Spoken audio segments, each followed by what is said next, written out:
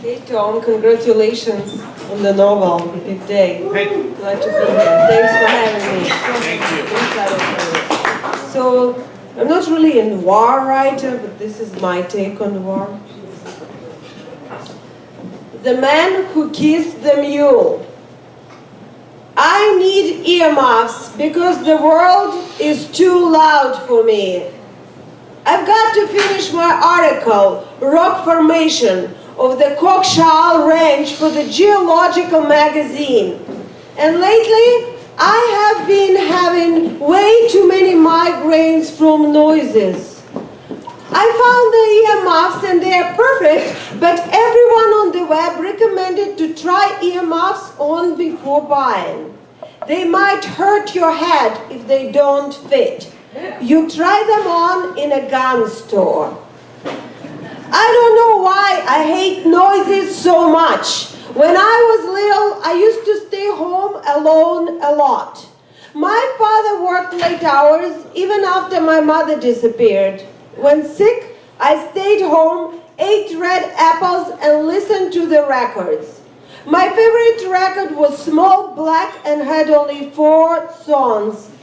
My father told me that the singer was blind, but I didn't believe him.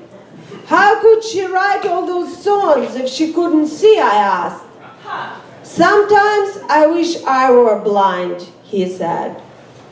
One song was about a long, lonely road, and this man who was riding his mule singing a love song in the silence of the valley. I could almost hear the silence. Now and then a rock would roll off a cliff and crash. The bells on the mule would trill. The man was not in a hurry, but in his song he asked his mule to go faster so they could catch his beloved before she left. And if they did, he'd kiss the mule's muzzle. This was my favorite part. I especially loved that he was going to kiss the mule before he kissed his beloved.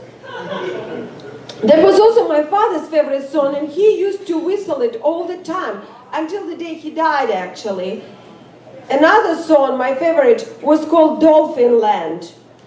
Blue waves roll in, green, no blue, like millions of chameleon, are delicate like kisses. Somewhere out there is Dolphin Land and the city called Porcupine. The record crackled and made dry noises. It was old and had scratches, so sometimes the needle jumped and skipped words, but it never bothered me. I could see the white houses on the green slopes and the rolling waves. My father had a German atlas with color photographs in the back, and I found the village that looked precisely like Porcupine City. It was in Australia. The record sang, and I agreed with her. It is far. So what? I will sail there like everyone else. Oh my, what will happen to this land without me? The palm trees will wither without me. The roses will wilt without me. The nightingales will not sing without me. That's what is going to happen without me. Then the song got sad. I know, but how many times the liner called Princess Sapphire left without me? How can I forget about it? I imagined the blue and white cruiser I had seen at the embankment one day, a floating city soaring above the water. And it did leave without me, it was true. Then the saddest part came. And yesterday a letter arrived with the postal stamp of Dolphin Land, white envelopes from the post office, tear like magnolia buds, smell like jasmine, but that's what the letter said. The palms without you do not wither, the roses without you do not wilt, and the birds are still singing without you. How is it possible without me? Without me, I sang alone, licking the tears of the apple. The waves roll in blue, no green. The tears roll bitter. I'll wipe them away, dry them. The song ended well, though. It didn't promise anything, but the woman sang, somewhere there is Dolphin Land, and the island called Porcupine, and it did sound like a promise. And then the song ended, but the record still went round and round and round. It was quiet at home. All I could hear were the cracks of the record, the cat's sleepy breathing, and the neighbor's radio playing piano. Sometimes I fell asleep in this sweet silence and had dreams of Australia, Dolphin Land, and the Princess Sapphire sailing off with me on board. I lost this record. I looked for it in vain everywhere after my father died, in the attic and among his records, old geological magazines and science books. Never since then I could find the perfect silence. I live alone. I never lived with a boyfriend or a roommate for longer than a couple of weeks.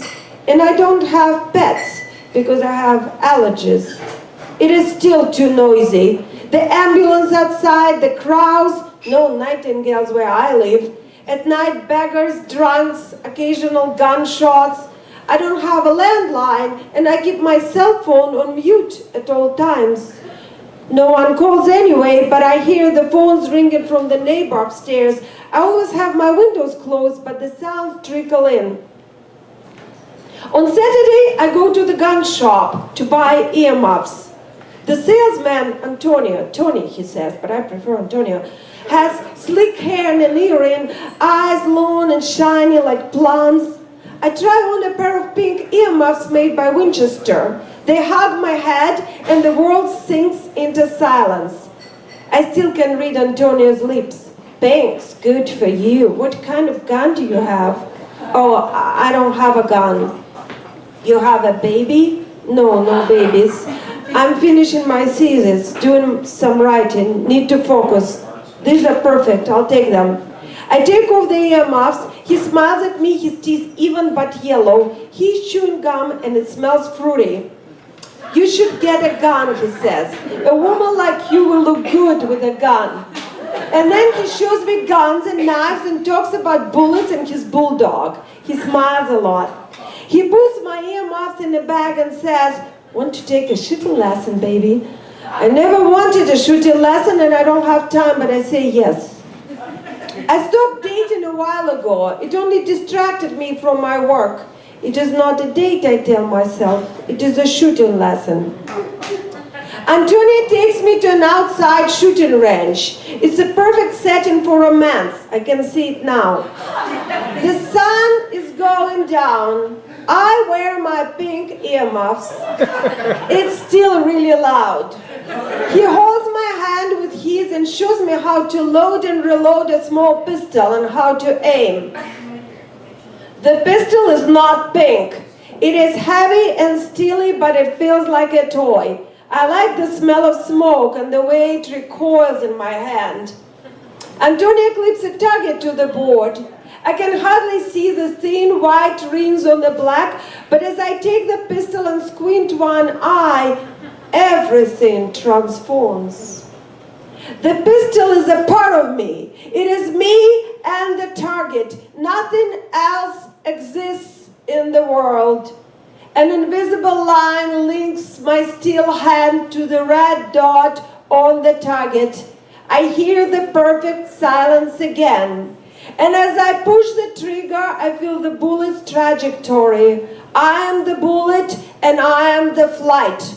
Burning, penetrating, hot. The paper explodes and I feel the triumph I didn't feel since I was a child and ran first in a race. You're a sniper, says Antonia. Look at this.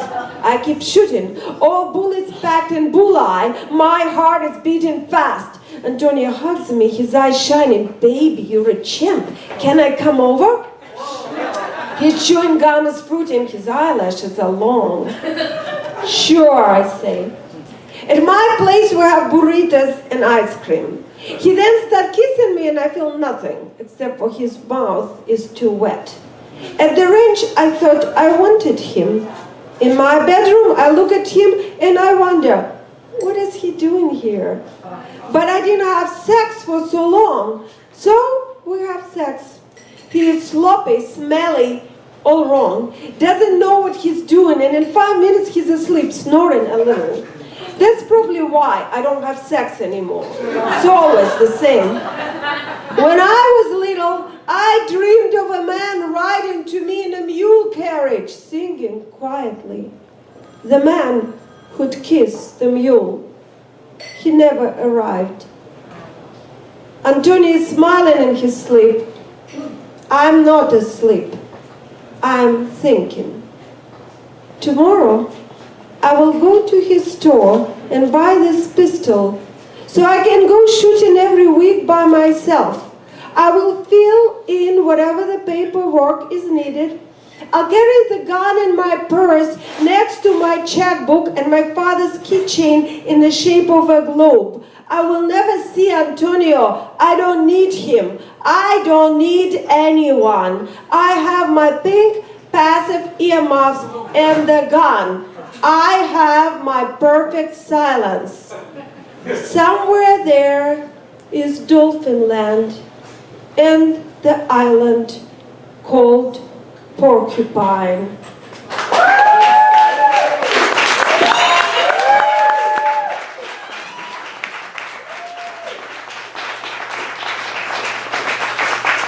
The notes were found on the floor next to the body. Suspected cause of death, suicide.